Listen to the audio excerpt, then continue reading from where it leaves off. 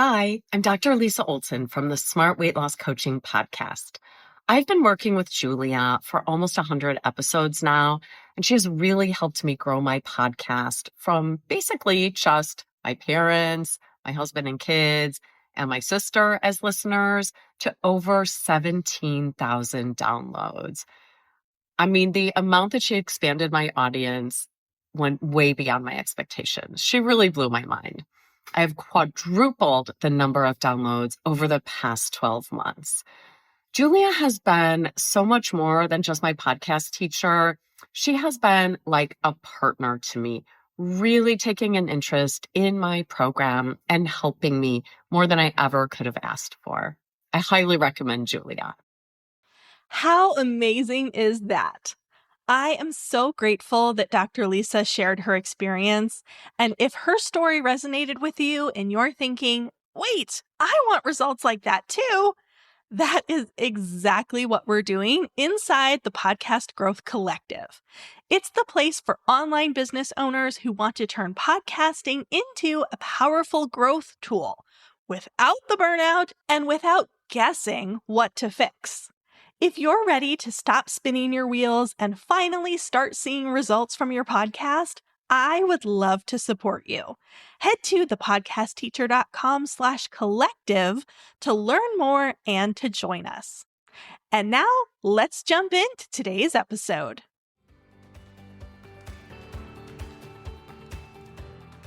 Why isn't your podcast growing yet? You're showing up. You're putting out episodes. You've been doing this for months. So where are the listeners? Where are the clients? Where's the momentum? If you have ever had these thoughts, you are not alone, and you're definitely not failing. You're just in a particular stage of podcasting. Every podcaster goes through 4 distinct stages. And the reason you're feeling stuck is probably because you haven't moved through one of them yet. Hey there, I'm your podcast teacher, Julia Levine, and you're listening to Podcasting for Solopreneurs, the show that helps online business owners grow their podcasts to get more listeners, leads, and sales. Today, I'm going to walk you through the full podcasting growth journey, stage by stage, so that you can pinpoint exactly where you are, what that means, and how to move forward. I've talked about these stages on the podcast before, but it's been a little while and there are a lot of new listeners, so I thought it was worth revisiting today. I also have to give a quick shout out to my mentor, Adam Shibley, who created the core of this framework and has allowed me to adapt it. Thanks, Adam. All right, so let's kick things off with stage 1. If you're in stage 1, you are an aspiring podcaster. You don't have a show yet. Maybe you're experiencing what Adam calls podcrastination. I love that phrase. So here are some signs that you are in the aspiration stage, stage 1. First and most obviously, you have not started your show. But this typically is not a case where you just had the idea to start a podcast last week. This is usually where a podcast has been on your to-do list or your vision board for a while, but it has not come to life yet. You are probably repeatedly going through a cycle of being excited about the podcast idea, putting some work into it, and then putting the project on the back burner. You keep saying that you'll start it next month, next quarter, or next year, but your podcast still hasn't been launched. You are likely experiencing analysis paralysis and are getting caught up in perfectionism and overthinking. You are concerned about getting things quote unquote right.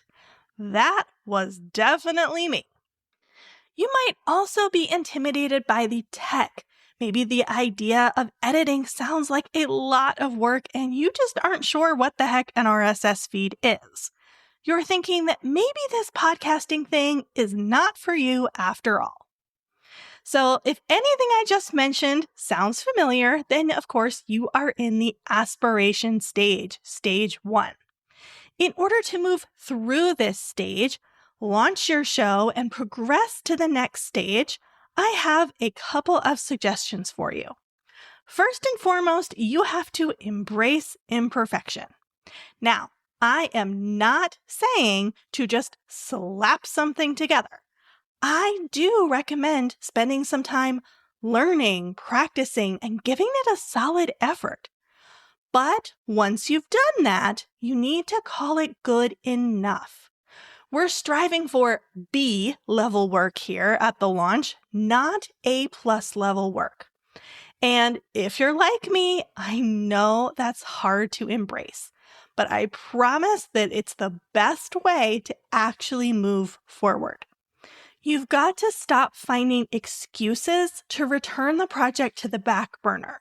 No, you do not need a bunch of fancy equipment. No, you do not need to hire 5 different graphic designers to find the best one for your podcast cover art. No, you do not need to have your business's website set up before you launch your podcast. The hard truth is that it's not going to be perfect. You can always upgrade your equipment or redo your cover art down the road.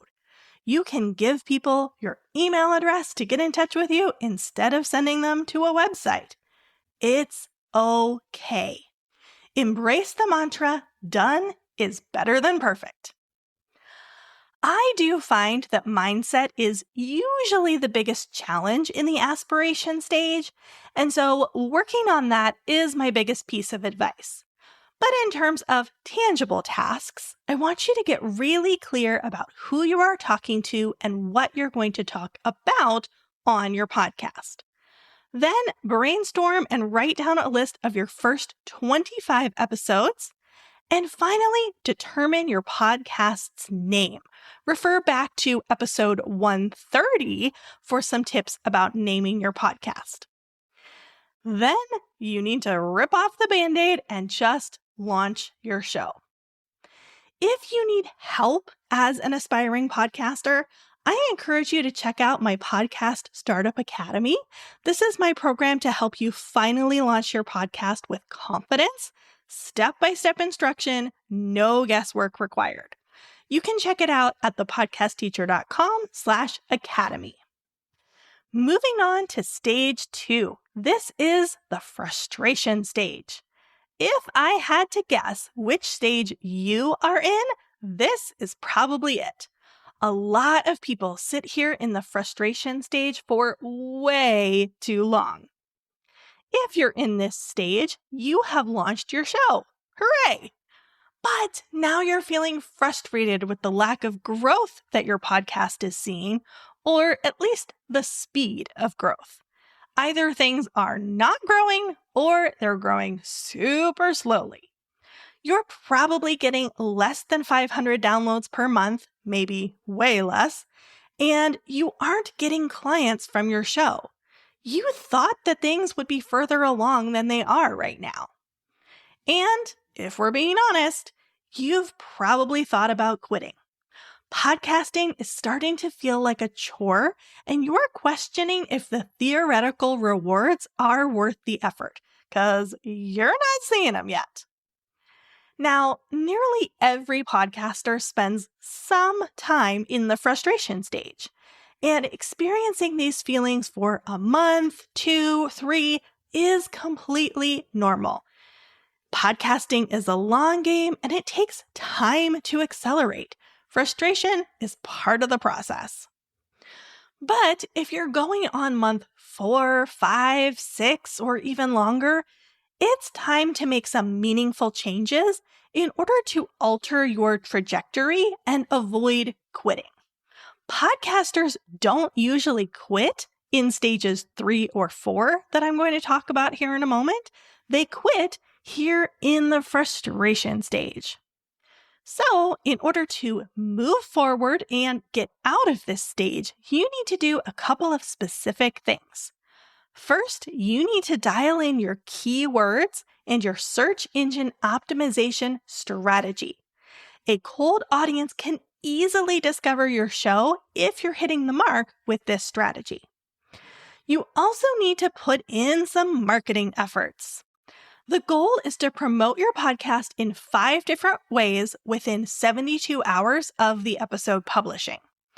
And I will clarify that that is the finish line of sorts. That's what I want you to work toward, and you can work up to this. If you are not marketing your podcast at all right now, promoting it in one place is a step in the right direction.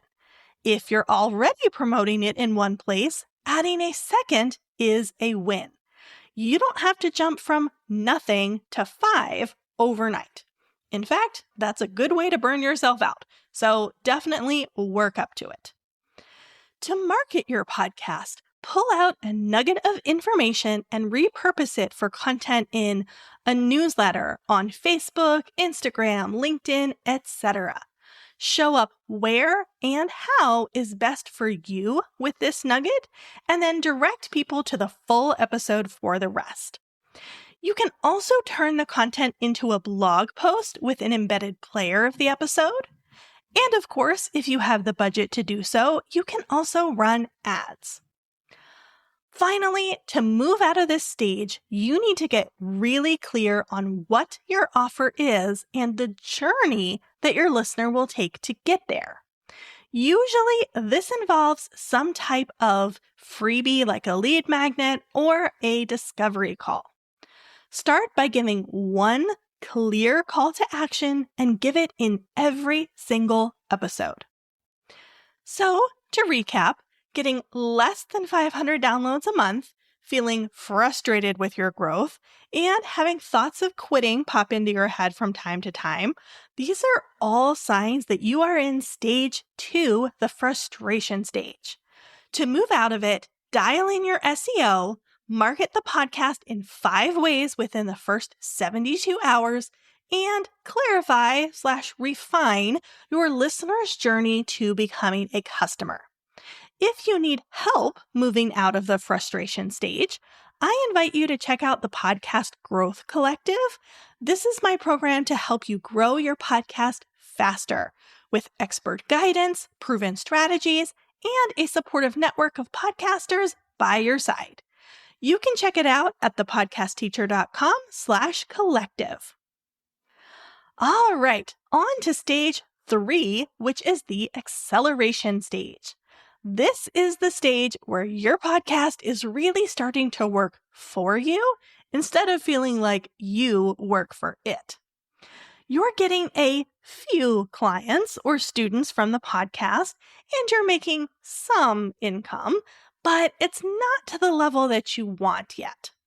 You're probably getting more than 500 downloads a month. Your SEO is pretty much dialed in, and your marketing systems are mostly in place. There's always room for improvement, but these systems are fairly solid. These are all great signs that you're on the right track, but you want more, and you keep asking, what's next? There are a few important things to do in order to move through this stage. The first is to keep doing what you're doing. It's been working, so keep it up and continue fine-tuning as necessary. If you have not yet invested in paid ads, this is a great point in the journey to do that. The next thing is to evaluate and refine your positioning as the expert. If you are doing interviews on your show, you might need to do fewer of them in order to keep yourself in the spotlight. Along those lines, you probably want to incorporate some coaching-style episodes. These are episodes where you coach someone in your area of expertise for free for 15 to 20 minutes, and you air it on your podcast. Your audience gets to see you in action, see your style and knowledge, and how you're helping that person who you are coaching. Your audience can therefore imagine themselves in that seat getting support from you. You also want to collect testimonials from your students and clients and air them on your podcast. It's best if you can collect this in audio or video form so that you can play the audio and your audience can hear it straight from the client. Plus, the client can give their business a shout out in the process, giving them incentive to actually complete the testimonial for you. Airing these testimonials reinforces that you know what you're doing and that you have the ability to help the person listening. They just need to take the leap. So, to recap, you're in the acceleration stage. If your systems are in place, you're getting 500-ish downloads or more per month, and you're getting a few clients from the podcast, but you want more. In short, you want bigger and better. So to move through this stage, keep running those systems like the well-oiled machines that they are, focus on positioning yourself as the expert, and air testimonials. If you need help moving through the acceleration stage, I invite you to book a free discovery call with me to discuss how I can help. You can schedule this at thepodcastteacher.com/consult. That brings us to the fourth and final stage of your podcasting journey, which is the optimization stage. This is the goal that we are all working towards and what we want as podcasters. At this point, you're getting clients or students from the podcast regularly, and you're making meaningful income. You're probably getting 1,000 plus downloads per month, and you're having fun doing it. This is the quote-unquote finish line of sorts, so you don't really need to move through this stage as much as you need to stay in it. You need to continue doing what you're doing, making tiny tweaks to test and optimize your systems and your customer journey. It's easy to get complacent and stop doing all the things. But staying the course is what's going to keep your podcast successful. Beware of shiny objects and the temptation to create new offers. Keep doing what you're doing if it's still working. Experiment if you feel like things are starting to slip. So, to recap, stage 1 is aspiration. This is where you're dreaming of podcasting, but you're stuck in your head. Stage 2 is frustration. You have launched your show, but growth is slow and inconsistent. Stage 3 is acceleration, and this is where you're gaining traction, but you still want more. And finally, stage 4 is optimization. This is where you have built momentum, and now it's just about sustaining and scaling.